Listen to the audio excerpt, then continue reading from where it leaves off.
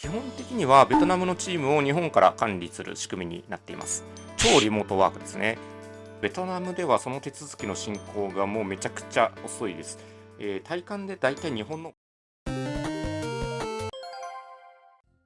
こんにちは。日本とベトナムでゲーム系の会社を経営しておりますスクールの加藤です。よろしくお願いいたします。ベトナムのハノイにゲーム会社を作って1年と3ヶ月が経ちました。今回の動画ではベトナムにゲーム開発会社を作って良かったところと悪かったところをそれぞれ3点ずつご紹介したいと思います。日本との共通点や違いなどにも触れていますので、ぜひ最後までご覧ください。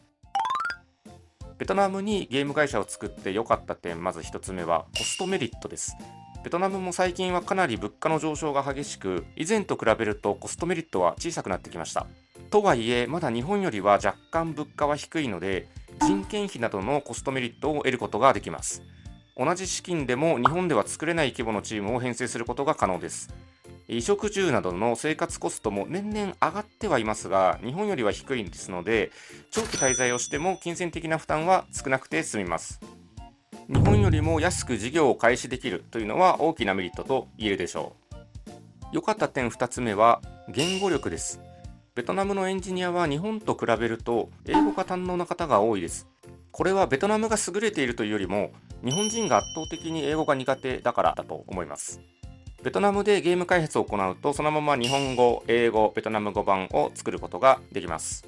ベトナム語のゲーム市場はまだ小さいんですけれども、成長過程にありますので、例えば今後のベトナム市場のポテンシャルを測りたい、あるいは東南アジアでゲームのパブリッシングを試してみたいという時に、ベトナム語版がついてくるのは大きなメリットと言えるでしょう。英語版のゲームも日本より容易に作ることができますので、ゲームの最大市場である英語圏へアプローチすることも可能です。良かった点3つ目は、ベトナムにはゲーム好きが多いという点です。ベトナムではゲームの開発はまだまだ新しい産業で、システムエンジニアに比べるとゲームエンジニアの数は多くありません。しかし、ベトナムは実は性格的にゲーム好きが多い国民性のようでして、いわゆるゲームオタクがたくさんいる国でもあります。私の会社にも実際にゲームオタクのエンジニアが多く、モチベーション高く開発を行ってくれています。開発中のゲームについていろいろと意見を出してくれたりもします。この辺の積極性は日本より高いかもしれません。ベトナムはなんとなくサボる人が多いというようなイメージがあるかもしれませんけれども、少なくとも私の会社のエンジニアはかなりハードワークです。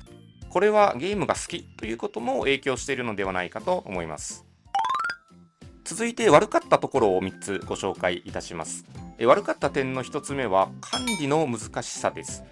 私はなるべく多くベトナムに行くようにしていますけれども、基本的にはベトナムのチームを日本から管理する仕組みになっています。超リモートワークですね。日本とは異なる習慣や考え方もあり、ちょっとしたことで開発チームがうまく動かなくなるということはよくあります。そのためコミュニケーションや進捗の管理など一つ一つの業務を丁寧に行う必要がありまして、そこのコストは低くありません。日本語と英語を使い分けてコミュニケーションを行いますけれども、ベトナムのエンジニアにとってはどちらも母国語ではありませんので、細かなニュアンスなどが伝わらないということも考慮して丁寧に管理する必要があります。これは日本で開発チームを持つ場合よりもはるかに難易度が高くて負荷が高いデメリットの一つだと思います。悪かった点2つ目は行政手続きの遅さです。日本でも行政手続きは遅いものと捉えている方が多いと思いますが、ベトナムはさらに遅いんですね。例えば会社を作る、ベトナムに滞在するということに対して日本と同じように様々な許可や手続きが必要ですけれども、ベトナムではその手続きの進行がもうめちゃくちゃ遅いです。体感でだいたい日本の5倍ぐらい遅いと思いますので、なかなか遅いですね。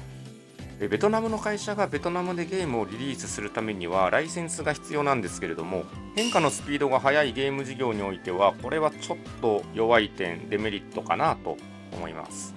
何かベトナムで手続きする際には、そのうち終わるんでしょうねというぐらいの感じでのんびり構える必要があります。悪かった点3つ目は円安、つまり為替リスクです。これはベトナムが悪いわけではないんですけれども、円安は海外事業を開始するにあたってはかなり致命的なデメリットです。